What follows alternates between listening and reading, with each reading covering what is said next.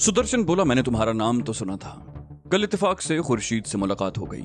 मुझे कई हफ्ते पहले पता चल गया था कि तुम उस मम्मी के सिलसिले में बंदर अब्बास से आई हो, लेकिन फिर तुम्हारा नाम रंगा जैसे थर्ड रेट गुंडे और मनशियात फरोश के नाम के साथ सुना जाने लगा तो मैंने तुम्हारा ख्याल जहन से निकाल दिया।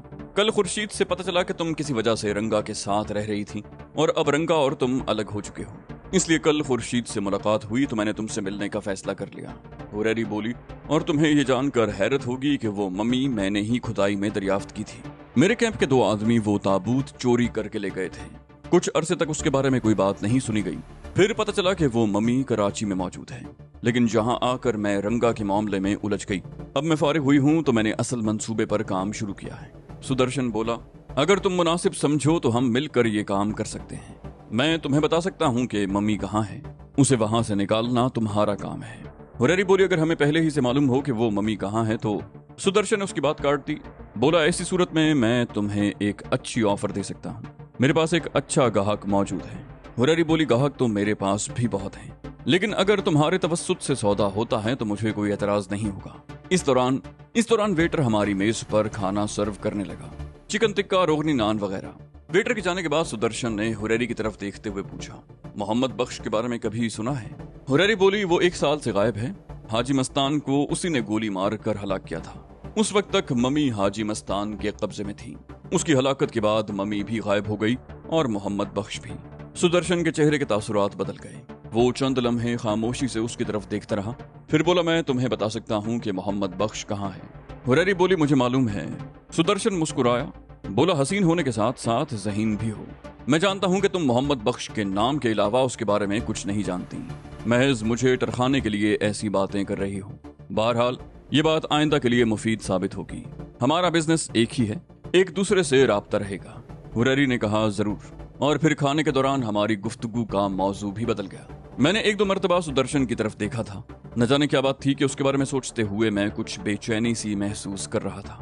हिंदुओं के साथ ताल्लुकात में मुझे बड़े संगीन तजुर्बात हो चुके थे। मेरे कई महीने हिंदुस्तान में गुजरे थे और इस दौरान कदम कदम पर मुझे उनकी फरेबकारियों का सामना करना पड़ा था। अब सुदर्शन सामने था। उसकी बातों में अगरचे चाशनी थी, लेकिन मैं मुतमईन नहीं था। तकरीबन 1.5 घंटे के बाद हम सुदर्शन से रुखसत हो गए। वापसी पर खुर्शीद भी हमारे साथ था। हुरैरी कार ड्राइव करते हुए खुर्शीद को सुदर्शन से होने वाली गुफ्तगू से आगाह कर रही थी। खुर्शीद ने कहा, ये आदमी मोहम्मद बख्श का नाम जरूर जानता है, लेकिन उसे और कुछ भी मालूम नहीं। मेरा ख्याल है हमें उसकी तरफ से मोहतात ही रहना चाहिए। ये हमारी आड़ में मोहम्मद बख्श तक पहुंचना चाहता है। हुरैरी बोली, मैं उसकी बातों से शुरू ही में समझ गई थी, इसलिए तो मैंने गुफ्तगू का रुख ही बदल दिया। खैर, हम खानम ताबिंदा को कोठी पर छोड़कर ली मार्केट जा रहे हैं। क्या तुम्हें अपनी मालूमात पर भरोसा है? खुर्शीद बोला, बिल्कुल। मेरे मुखबर की फराहम करदा इत्तला गलत नहीं हो सकती।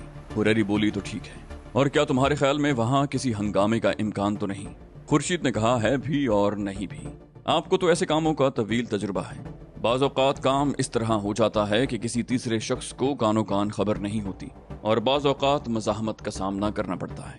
हुरैरी बोली, हाँ ठीक कहते हो। वो गाड़ी कहाँ है? खुर्शीद बोला, वहीं ली मार्केट के इलाके में खड़ी है। हुरैरी कार को मुख्तलिफ सड़कों पर दौड़ाती रही और आखिरकार तकरीबन आधे घंटे के बाद हम गुलशन इकबाल के इलाके में दाखिल हो गए। मजीद चंद मिनट के बाद कार ताबिंदा की कोठी के सामने रुक चुकी थी। ताबिंदा को उतार कर हुरैरी ने कार आगे बढ़ा दी। इस मर्तबा हम लोकल रेलवे लाइन की क्रॉसिंग से हसन स्क्वायर पर निकल आए। मेन रोड पर आते ही हुरैरी ने कार की रफ्तार बढ़ा दी।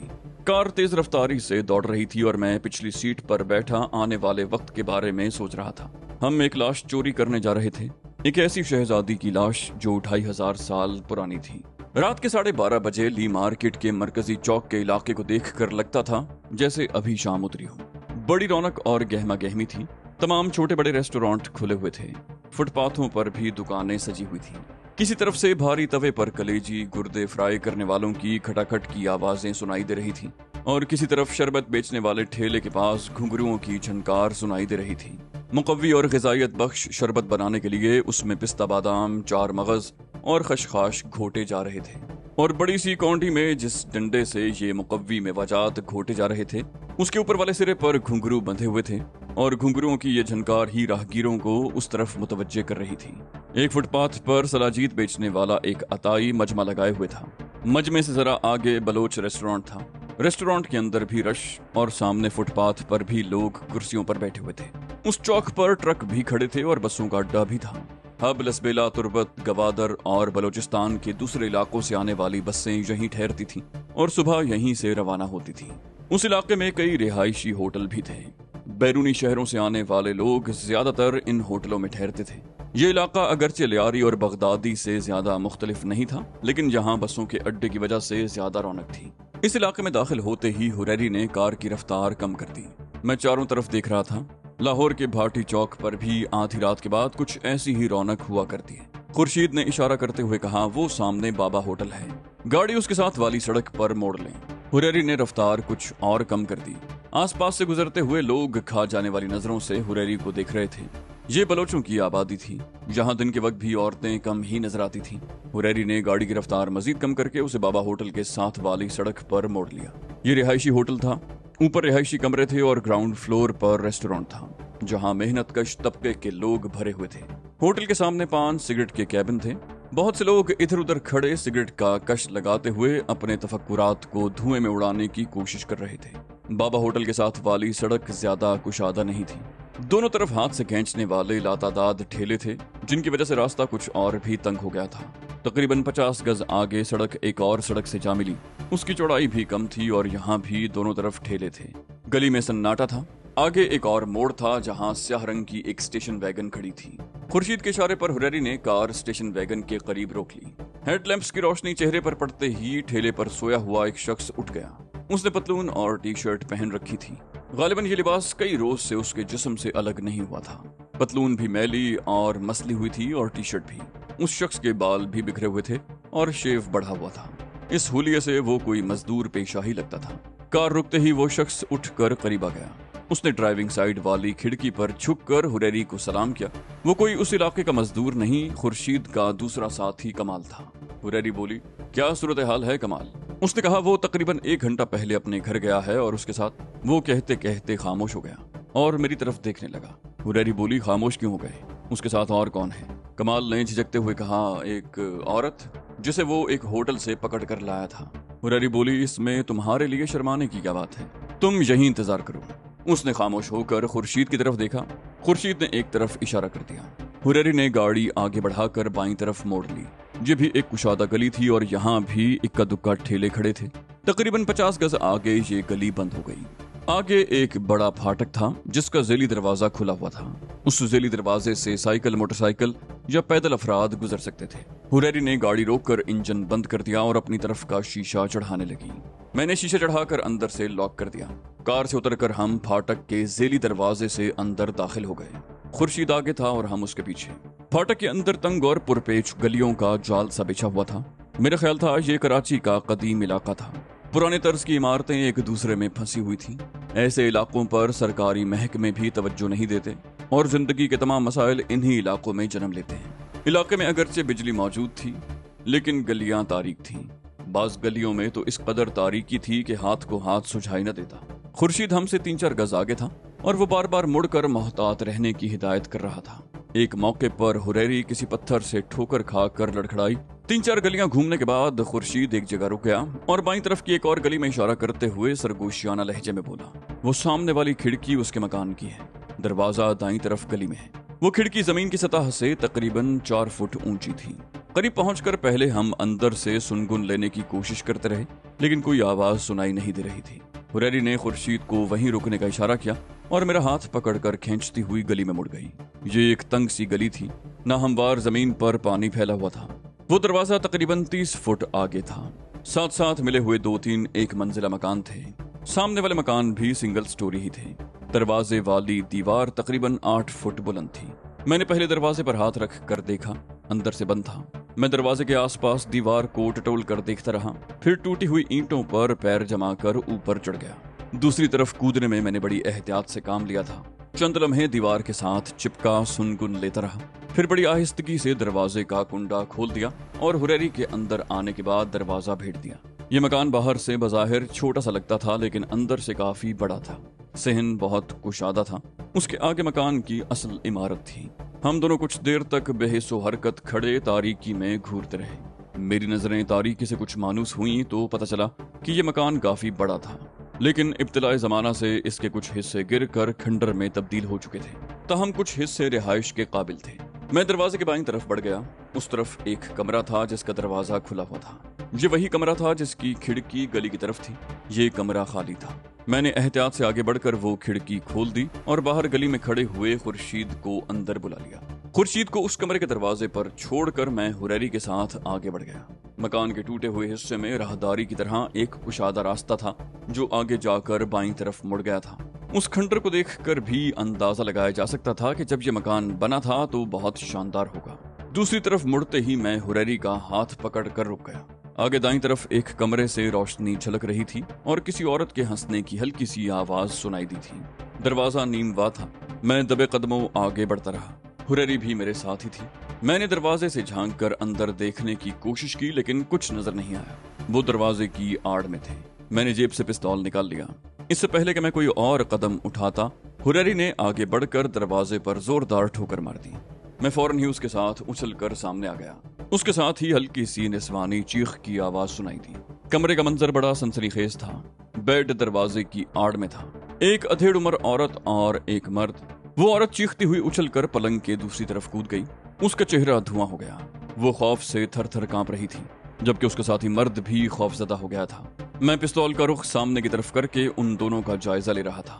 हुरैरी ने औरत की तरफ देखते हुए कहा, अगर तुमने अपनी जगह से हिलने की कोशिश की या तुम्हारे मुंह से कोई आवाज निकली तो जिंदा नहीं बचोगी। वो पलंग के दूसरी तरफ दीवार से टेक लगाकर बैठ गई। मैंने पिस्तौल से मर्द को इशारा किया। वो मुझसे चंद फुट के फासले पर खड़ा था। मैं अब भी उसे पिस्तौल की जद में लिए खड़ा था। उसने चादर एक तरफ उछालते ही बिल्कुल अचानक अपनी जगह से उछलकर मेरे पिस्तौल वाले हाथ पर ठोकर मार दी। पिस्तौल मेरे हाथ से निकलकर चमगादड़ की तरह उड़ता हुआ स्टील की एक पुरानी सी अलमारी के ऊपर जा गिरा। इससे पहले कि मैं संभल पाता, उस शख्स ने बड़ी तेजी से आगे बढ़कर अरने भैंसे की तरह मेरे सीने पर सर से टक्कर मार दी। मैं कराहता हुआ लड़खड़ा गया।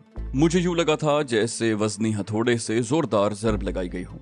मेरा ख्याल था कि वो दोबारा हमला करेगा, लेकिन दूसरे ही लम्हे उसने दरवाजे की तरफ छलांग लगा दी, लेकिन उसे बाहर निकलना नसीब नहीं हुआ।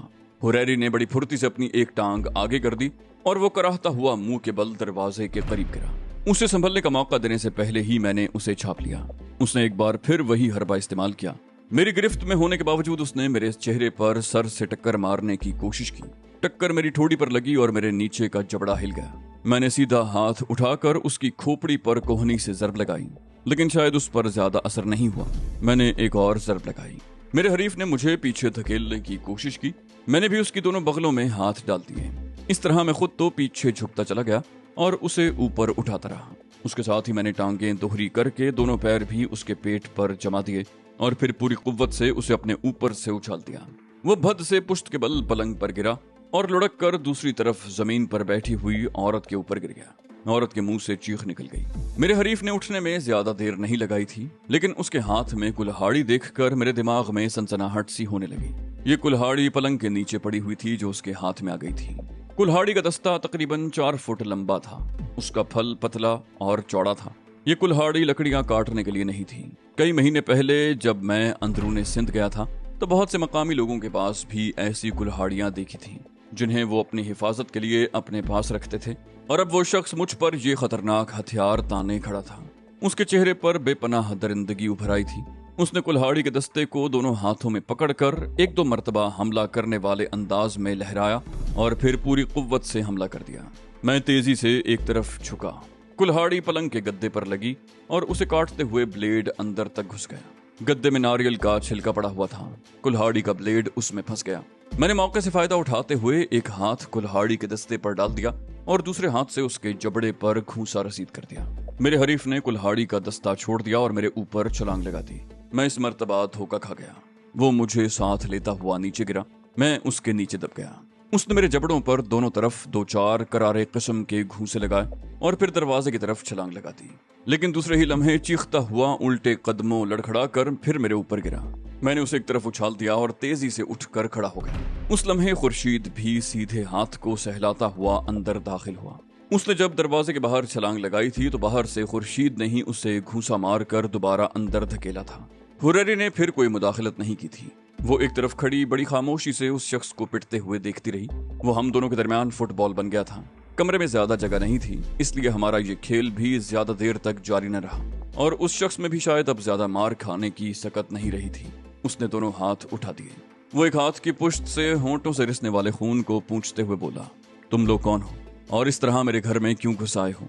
मैंने कहा, ये सवाल तुम पहले पूछ लेते तो बात इतनी आगे न बढ़ती। वो बोला, तुम लोग हो कौन? किसी के घर में इस तरह घुसना जुर्म है, इखलाकी भी और कानूनी भी। मैंने उसकी बात काटते हुए कहा, तुम सिर्फ उस बात का जवाब दो जो हम पूछें। ये औरत तुम्हारी? वो बोला, मेरी बीवी है ये। मैंने कुछ कहने से पहले उसके मुंह पर जोरदार थप्पड़ रसीद कर दिया। मैंने कहा, झूठ बोलने की कोशिश की तो खाल उधेड़ दूंगा। तुम इसे नूर होटल से लेकर आए थे, शर्म आनी चाहिए तुम्हें। वो बोला, मैं सच कहता हूँ, ये मेरी बीवी। औरत उठकर खड़ी हो गई, बोली, झूठ बोलता है ये मुझे होटल से ही लेकर आया था, खुदा के लिए मुझे छोड़ दो। हुरैरी बोली, तुम्हें तो हम पुलिस के हवाले करेंगे, फिलहाल खामोशी से बैठी रहो। वो शख्स बोला, तुम लोग कौन हो, आखिर क्या चाहते हो? हुरैरी बोली, हमारा ख्याल था कि पहले तुमसे यहीं पर बात करेंगे, लेकिन अब कुछ ऐसी सूरत हाल पैदा हो गई है कि हम ज्यादा देर यहाँ नहीं रुक सकते, तुम्हें हमारे साथ चलना होगा। वो शख्स खौफजदा नजरों से बारी बारी हमारी तरफ देखने लगा। बोला, कहाँ? हुरैरी बोली, अगर तुम हमारे साथ ताउन करोगे तो तुम्हें कोई नुकसान नहीं पहुंचेगा और हम तुम्हें यहीं छोड़ जाएंगे। अगर तुमने हमें कोई चक्कर देने की कोशिश की तो फिर इस मकान और इसकी हर चीज को आखिरी मर्तबा देख लो, फिर शायद तुम्हें यहाँ आना नसीब ना हो। उसने खामोश होकर खुर्शीद को इशारा किया। खुर्शीद कमरे में इधर उधर देखने लगा। पलंग के नीचे उसे एक रस्सी मिल गई। उस शख्स के हाथ पुश्त पर बांध दिए गए। मैंने एक कुर्सी पर खड़े होकर अलमारी के ऊपर से अपना पिस्तौल उठा लिया। हुरैरी के इशारे पर वो औरत भी उठ गई। वो अब भी खौफ से थर थर कांप रही थी और वास्ता दे देकर अपनी जान बख्शी की भीख मांग रही थी। कमरे से बाहर निकलते हुए मैंने बत्ती बुझाकर दरवाजा बंद कर दिया। मकान से बाहर आकर भी मैंने बैरूनी दरवाजा भेड़ कर ऊपर की जंजीर लगा दी और हम पुरपेच गलियों में चलने लगे। कार के करीब पहुंचकर हम रुक गए। हुरैरी उसकी तरफ देखते हुए बोली, खुर्शीद, तुम इसे लेकर मेरे ठिकाने पर पहुंचो। अगर ये रास्ते में कोई गड़बड़ करने की कोशिश करे तो इसे मार कर लाश किसी सड़क पर फेंक देना। और हाँ, वो औरत की तरफ घूम गई, बोली, तुम हमारे साथ गाड़ी में बैठो। औरत एक बार फिर गिड़गिड़ाने लगी। हुरैरी ने उसके मुंह पर जोरदार थप्पड़ मारकर उसे खामोश करवाया। खुर्शीद उस शख्स को धकेलता हुआ आगे बढ़ गया। हुरैरी ने कार के दरवाजे खोल दिए। मैं उस औरत के साथ पिछली सीट पर बैठ गया और हुरैरी ने स्टीयरिंग संभाल लिया।